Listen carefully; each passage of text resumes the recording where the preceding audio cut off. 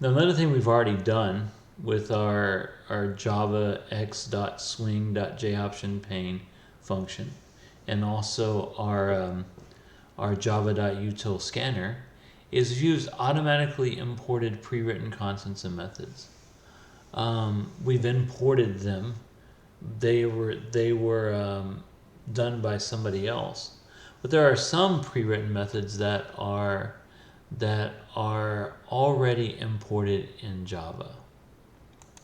And one of the most important methods that's already brought into Java is the math class. Why is it important? Because without the math class, we couldn't do exponential functions. So let me go ahead and jump in and show you what exponential functions might look like. So I'm just going to do a quick program, and this is going to be public class math test, right? And all we're going to do is we're just going to do a program that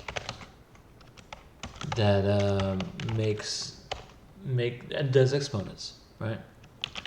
Right? And the way we're going to do that, I'll show you how this works, is we're just going to take a value like, let's do it like this, math.pow 2, 3, and math.pow 4, 0.5. All right. And I'm going to go ahead and do something here, which is just system.out.println math.pow 2, 3, and the same thing with the next line of code, right? And what this allows us to do is power functions or exponential functions. And I'll go ahead and show that to you right now. I'm going to save this as math test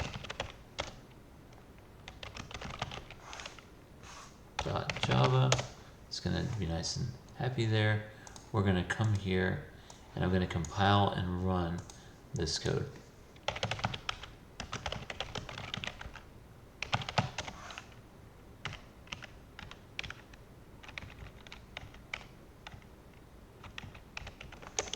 Alright, and you can see it did the exponents.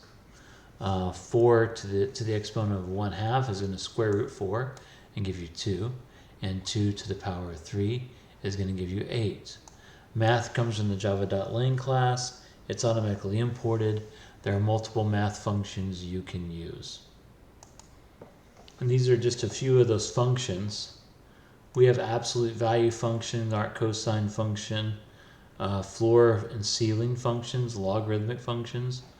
We have max and min, the pow function you just saw, random, round, sine, and square root and tangent. These are just some of the functions you can use for math. They are pretty cool. So when you're going to use an imported function that's not included, and I'll show this to you on pay calculations again, with Java x.swing.jOption pane, you want to import the necessary stuff to make sure that things come in correctly. You can also import a star, so I could import all of Java x.swing by using a wildcard.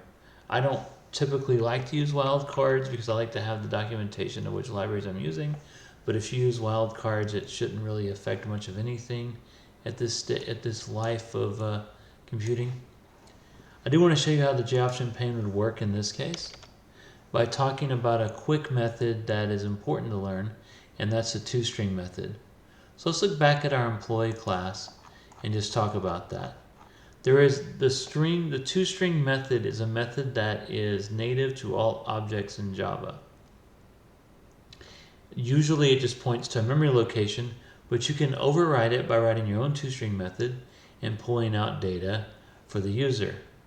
Now I've allowed this particular program to pull out data that's useful both in a console and in jOption pane.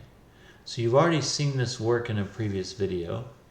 but I'm going to go ahead and run this right now so you can see how we imported that function and how it looks. I know you've already seen this and you might feel good, but either way, we're going to look at it again, and you can see that it does nothing because, once again, I forgot to save. Alright, I'm going to come over here and save this, and we're going to compile again and run it, and you can see JOption pane working. Alright, so, alright, let's go ahead and run that. Alright, and there is a JOption pane box that tells us all the data that we wanted that's coming from that toString method, and we're using the toString to generate this value. Alright, so that's pretty cool, and it's also cool that we can import other functions and not have to type in all the data necessary to run a graphical user interface. But there's a couple of other functions that you might be interested in, and one of those is a local date. Local date allows you to basically play with dates, right? And so here is a function, there is a local date program that we have here, and this local date program uses a Java library called java.time, and we've used a star wildcard to bring in the entire library. And what we're going to do is we're going to set a local date of May 29, 2018. We can also set a local date of 9/20/2023. So we can say 9/21/2023. I'm going to save this, and we are going to run this local date demo. So we're just going to Java C local date demo dot Java, and then we're going to run this particular program, and you will see what happens. It outputs what today is, and it outputs graduation day. I'm sorry, I should have put graduation day as like 5/29/2024. Let's do that correctly, or whatever date graduation day might be on for you. But let's go ahead and jump in here and run that again. You can see how this looks, and it says today is 9/21/2023 and graduation day is 5/29/2024. So a couple of methods that you might be interested in is the now function pulls in today's date, and you can say local date.of and pass in these parameters to establish a variable that is a local date. This works by importing the library that's already pre-written, and once again it makes our job significantly easier in software developing.